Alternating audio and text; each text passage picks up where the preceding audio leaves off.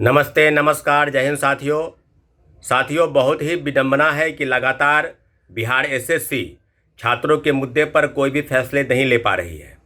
और आपको जानकारी है कि विगत विज्ञापन संख्या 022/23 और जिसके आवेदन की संख्या लगभग 30 से 35 लाख के आसपास हो गई है।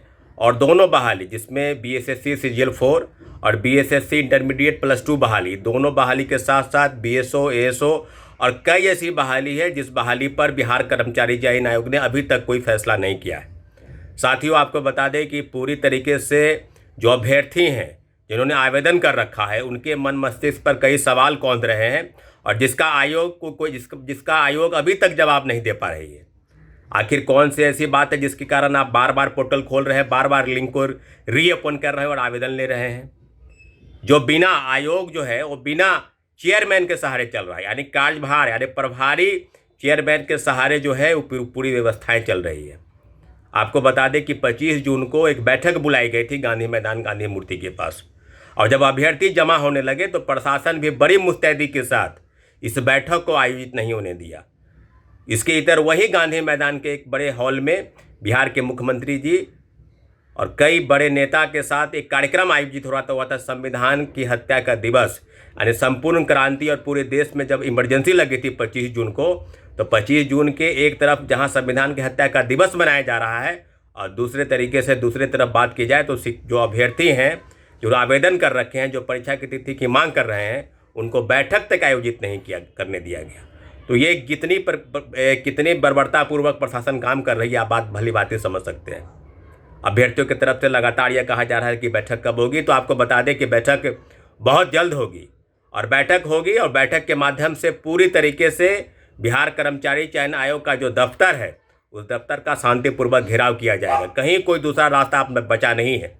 पूरी तरीके से जो अभ्यर्थी है वो विज्ञापन संख्या 022/23 और लगभग जिसके 2.5 साल बीत गए हैं, अभी तक उसके सिर्फ और सिर्फ आवेदन लिए गए, सिर्फ और सिर्फ जो है लिंक को रीओपन किया गया, सिर्फ और सिर्फ चीज़ें बताई गई। अभी तक किस कंपनी को ठेका मिलेगा, कौन सी कंपनी परीक्षा लेगी, परीक्षा ऑफलाइन होगा या ऑनलाइन मोड में होगा, इसका कोई अता पता नहीं है। जब चेयरमैन ही पद छोड़ के 2-3 दिन के अंदर चले गए हों, आपको पता होगा, तो कैसे चलेगा कमीशन, कैसे चलेगा, किसके सहारे होगा, कौन से प्रभार और कौन से अध्यक्ष के सहारे सब चीज़ों पर जो है निर्णय लिया जाएगा। तो बिल्कुल अब अभ्यर्थी समझ गए हैं कि इस प्रकार से जो टाल मटोल चल रहा है। आपको भी याद होगा कि पहले इंटरमीडिएट बहाली जिस पे 8 साल बीत गए, विज्ञापन संख्या 14 में आई बहाली और 16 में पहली परीक्षा हुई, पेपर लीक हुआ, सैकड़ों लोग जेल गए, चेयरमैन सहित सेक्रेटरी, और पूरी तरीके से परीक्षा को रद्द किया गया था। दूसरी बार परीक्षा हुई, तो ये पूरी बहाली की प्रक्रिया में लगभग 8 साल बीत गए। और फिर दूसरी इंटरमीडिएट बहाली के भी लगभग 2.5 साल बीत गए हैं। अभी तक कोई विज्ञापन का कोई अता पता नहीं कि परीक्षा कब होगी। तो सीधे सीधे आप कहिए ना भाई कि कब होगी परीक्षा। इसका भी कहीं पंचवर्षीय योजना के तहत तो बहाली नहीं होगी। सीजीएल 4 का वही हाल है, बीएसओ का वही हाल है, डीएसओ का वही हाल है। तो सारी बहालियों पर अभी तक विभाग के तरफ से, आयोग के तरफ से कोई भी उचित कदम नहीं लिया गया। तब वो समय आ गया है कि शांतिपूर्वक घेराव करने का समय, वक्त आ गया है और बैठक आयोजित हो गया। बहुत जल्द बैठक आयोजित होने वाली है।